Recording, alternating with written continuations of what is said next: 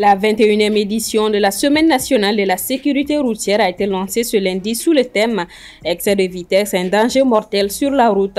Mais à Bamako, un autre péril préoccupe les usagers. Il s'agit de l'état dégradé des routes. Le traditionnel défilé du 14 juillet s'est tenu ce lundi à Paris, marquant la fête nationale française. Placée sous les signes de la crédibilité opérationnelle face à un contexte international plus tendu, cette édition a été l'occasion pour les autorités de mettre en avant une armée résolument prête au combat. Déjà qualifiés pour les quarts de finale, les Aigles Dames du Mali disputent en ce moment leur dernier match de poule contre l'Afrique du Sud. Un choc au sommet du groupe C avec en jeu la première place et l'opportunité d'aborder la phase à élimination directe avec un net avantage stratégique. Mesdames et messieurs, bonsoir. Bienvenue aux informations. Ce lundi 14 juillet 2025, Maracaforo a accueilli le lancement de la 21e édition de la Semaine nationale de la sécurité routière, placée sous le thème « Excès de vitesse et un danger mortel sur la route ». Mais à Bamako, un autre facteur tout aussi crucial retient l'attention. Il s'agit de l'état des routes. Nid de pôle, chaussées dégradées, signalisation insuffisante. De nombreux usagers témoignent des obstacles qui rendent la circulation encore plus périleuse. Assetoumani Koulibaly. Ces images ont été prises à Amdalaï Asseyi. Qu'il s'agisse de la saison sèche ou de l'hivernage, circuler à Bamako reste périlleux pour beaucoup d'usagers.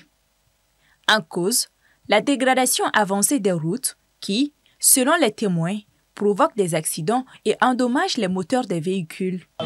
Bon, vraiment, à Kadouanga mobile, parce que suspension, il faut que les baraka pour que la fiat donne quoi.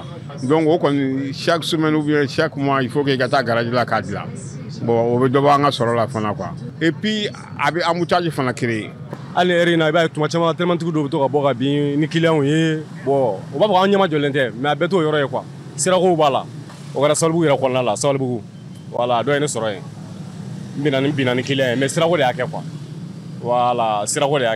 Sur certaines voies de Bamako, la circulation relève du parcours du combattant. Un véritable calvaire, confirme ce moniteur d'auto-école. Il va sur le moment fait un coffre. Donc, il va éviter. Donc, éviter tout. Un coffre, n'est pas agriculteur là. Et c'est allemand. Et c'est tout pour là. Il va sur la samena. Sam get dinga do kono. Ba so dinga ma du mais ni tuna kono. Abseka jega morcer kan. Abseka jega pine kan. Les chauffeurs partagent le même constat. La situation est difficile. Et sur les axes reliant Bamako aux autres régions, la circulation est encore plus compliquée. Camions renversés avec leurs marchandises, conducteurs blessés, autant de dégâts attribués à l'état des routes selon le syndicat des chauffeurs et conducteurs routiers. Bon, écoutez, je pense que la dégradation de la route, tout le monde sait que c'est une question de poids en réalité, qui favorise cela. Le Mali est ravitaillé par le Sénégal, le port de Dakar. Et nos amis refusent d'ailleurs de venir, compte tenu de l'insécurité qui règne aujourd'hui dans le pays, et parce qu'il n'y a pas de route, les véhicules sont tout le temps accidentés. Ils sont tombés de gauche à droite. Ils font 2 ou 3 jours sur la route, il n'y a pas de route. Et les chauffeurs sont tout le temps victimes de ce problème, de ce pratique-là. Parce que quand le véhicule tombe, la marchandise se gâte, le propriétaire du camion a des problèmes et souvent les chauffeurs même, ils perdent même leur vie. Hein? Imaginez-vous quand le véhicule est chargé 80 tonnes, 60 tonnes. Selon les constats, l'état dégradant des routes est à l'origine de plus de la moitié des accidents au Mali. Nos interlocuteurs appellent donc les autorités à prendre des mesures appropriées pour résoudre ce problème. Ils souhaitent que les routes soient repensées et construites de manière à durer. Les populations sont également invitées à mieux entretenir les routes. Outre la dégradation alarmante des routes, qui est aujourd'hui une question capitale de la sécurité routière, l'excès de vitesse reste l'une des causes majeures des accidents routiers. Sur environ 700 victimes d'accidents enregistrés en 2024, plus d'un tiers est directement lié à la conduite en excès de vitesse. Écoutons le directeur général de l'Agence nationale de la sécurité routière au micro de Soumaïla Fane à l'occasion de la Semaine nationale de la sécurité routière. aujourd'hui, quand vous regardez les statistiques d'accidents de la circulation routière, plus d'un accident mortel sur 3 est directement lié à la pratique de l'excès de vitesse. Il y a quelques années, nos statistiques montraient l'implication de la vitesse dans les accidents graves à hauteur de 20 à 30%. En 2024, ce taux est allé jusqu'à 43%. Donc l'excès de vitesse qui est la cause directe des accidents graves, des accidents mortels de la circulation routière, il est également la cause directe de la gravité de ces accidents-là. Parce que si vous faites un accident et que vous n'êtes pas en excès de vitesse, vous avez encore beaucoup de chances de vous en sortir. Donc à côté de l'excès de vitesse qui est donc un facteur déterminant, un facteur passif, un facteur actif des accidents de la circulation routière, il y a également ce qu'on appelle les facteurs passifs.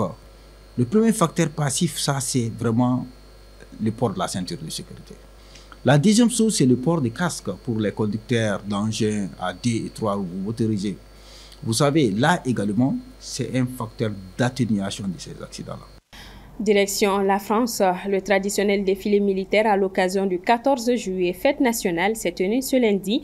Placé sous les signes de la crédibilité opérationnelle de l'armée française face à un monde plus brutal, le défilé de cette année a mis en avant une armée prête au combat, selon les autorités françaises. Soumaïla Fani. Des militaires entrevus et casques lourds à bord de l'air blindé, le défilé du 14 juillet ce lundi à Paris a mis en avant une armée prête au combat. La veille, lors de son discours aux armées, le président Emmanuel Macron a annoncé vouloir accroître encore les dépenses de défense face à un monde plus brutal. Le budget des armées en 2017 était de 32 milliards d'euros. S'ajoutera à la loi de programmation militaire actuelle un effort de 3,5 milliards d'euros en 2026 et de 3 milliards d'euros supplémentaires l'année suivante. Nous consacrerons donc 64 milliards d'euros pour notre défense en 2027. C'est le double du budget dont les armées disposaient en 2017. Organisé comme une vraie opération militaire, selon le gouverneur militaire de Paris, le général Luc Misson, le défilé reflète cette année la gravité des menaces pesant sur la sécurité de l'Europe. Selon Emmanuel Macron, jamais la liberté n'avait été si menacée depuis la fin de la Deuxième Guerre mondiale en 1945. L'urgence est donc de combler les trous capacitaires des armées en augmentant le budget de la défense. C'est cet effort qui nous permettra d'assurer notre crédibilité face à nos partenaires, de disposer encore et toujours de l'armée la plus efficace d'Europe, de nouer des partenariats nouveaux, comme cette semaine avec le Royaume-Uni. Après la déclaration de Northwood que nous venons de signer, l'Allemagne et le Royaume-Uni se retrouveront dans quelques jours.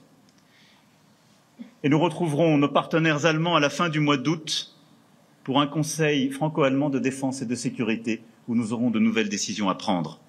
Bâtissons avec nos principaux partenaires, agissons en Européens, car nous affrontons les mêmes menaces, à commencer par la menace russe. Des soldats de la 7e brigade blindée ont défilé en tenue de combat à bord de chars Leclerc, des canons automoteurs ou des blindés de combat VBCI équipés de leurs casques lourds et gilets pare-balles.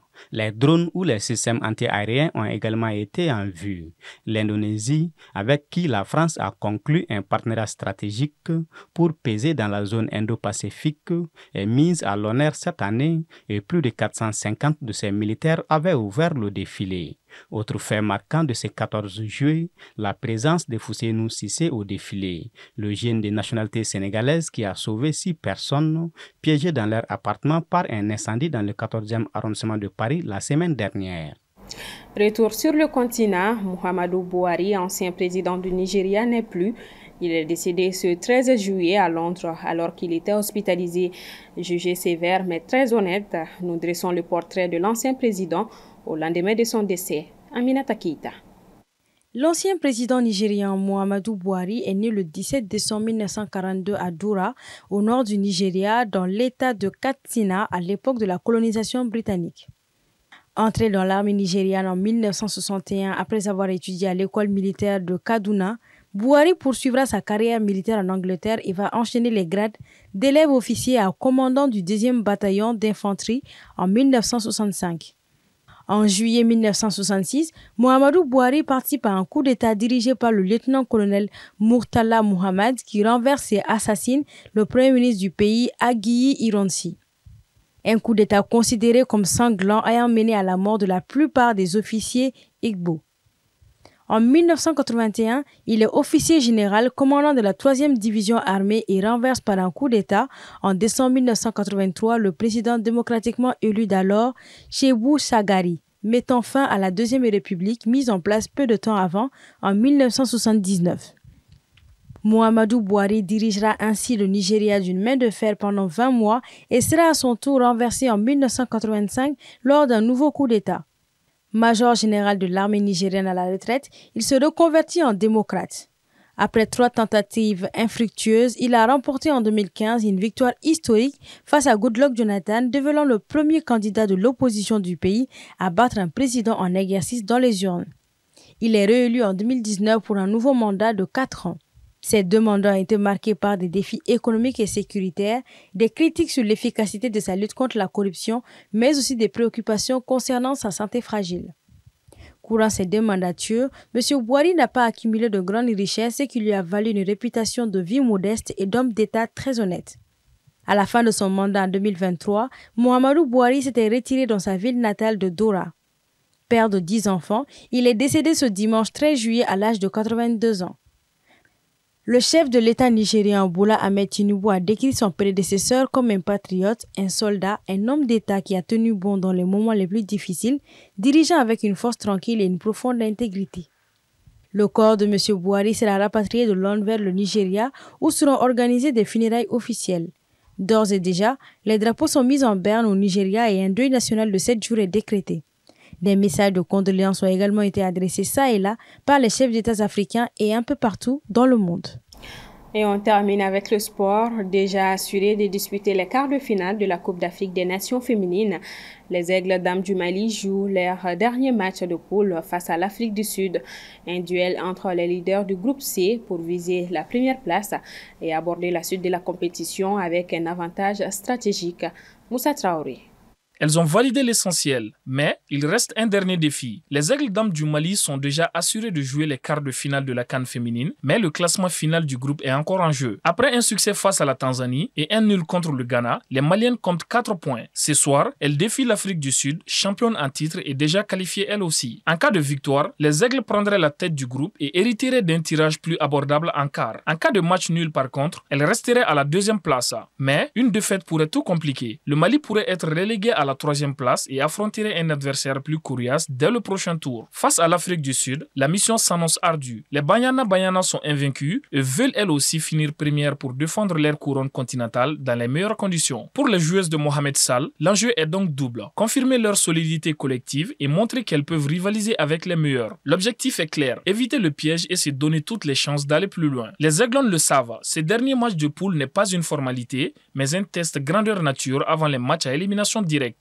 Le coup d'envoi est déjà donné à Berkane. Les supporters retiennent leur souffle. Le Mali veut boucler ce dernier tour en beauté, la tête haute et si possible en tête de groupe. Voilà donc qui referme ce 1945. Merci de votre constante fidélité. À demain, même heure, même plateau.